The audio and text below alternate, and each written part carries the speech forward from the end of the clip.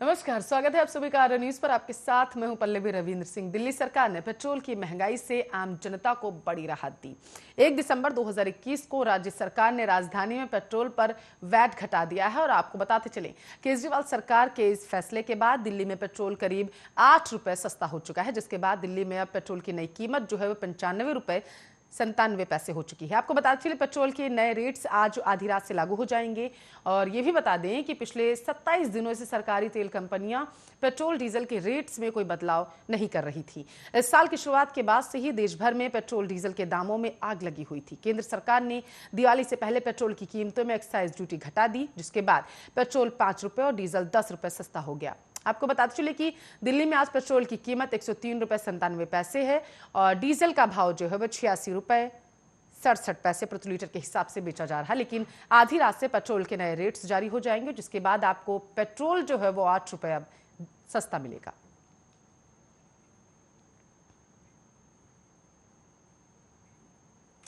केंद्र सरकार ने संसद में कहा है कि साल भर से चल रहे किसान आंदोलन के दौरान कितने किसानों की मौत हुई इसका कोई आंकड़ा ही नहीं, इसलिए मुआवजा देने का सवाल ही नहीं उठता है। केंद्रीय कृषि और किसान कल्याण मंत्री नरेंद्र सिंह तोमर ने लोकसभा में सांसदों के एक समूह द्वारा कृषि कानूनों के आंदोलन पर उठाए गए सवालों के जवाब में ये बातें कही।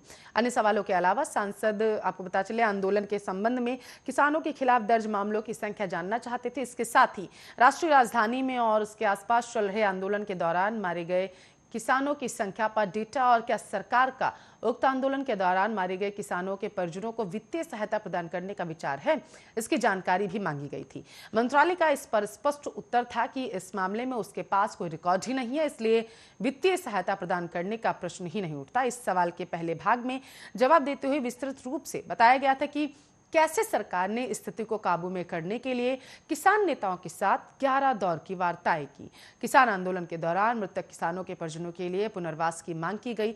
बताते चले कि किसान नेताओं ने आंदोलन के दौरान मृतक किसानों को शहीद किसान कहा जाए ये कहा था और आंदोलन का नेतृत्व करने वाले संयुक्त किसान मोर्चा ने दावा किया कि पिछले साल से आंदोलन के दौरान लगभग 700 किसान अपनी जान गंवा चुके।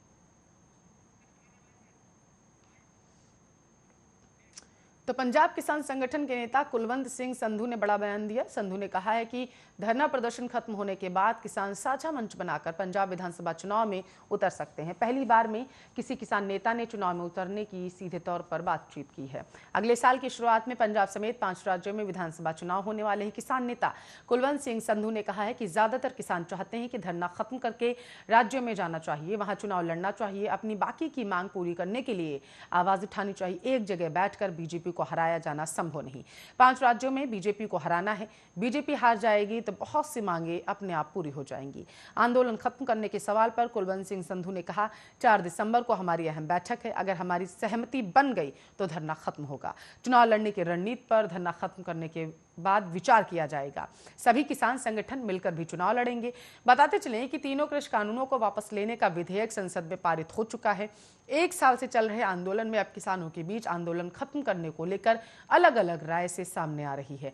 किसानों का एक धड़ा आंदोलन खत्म करने को लेकर अगुवाई कर रहा तो कुछ नेता अपनी अन्य मांगों पर आंदोलन को जारी रखना चाहते हैं। 4 दिसंबर को एसकेएम की बैठक होगी और इसके बाद आगे की रणनीति पर फैसला लिया जाएगा।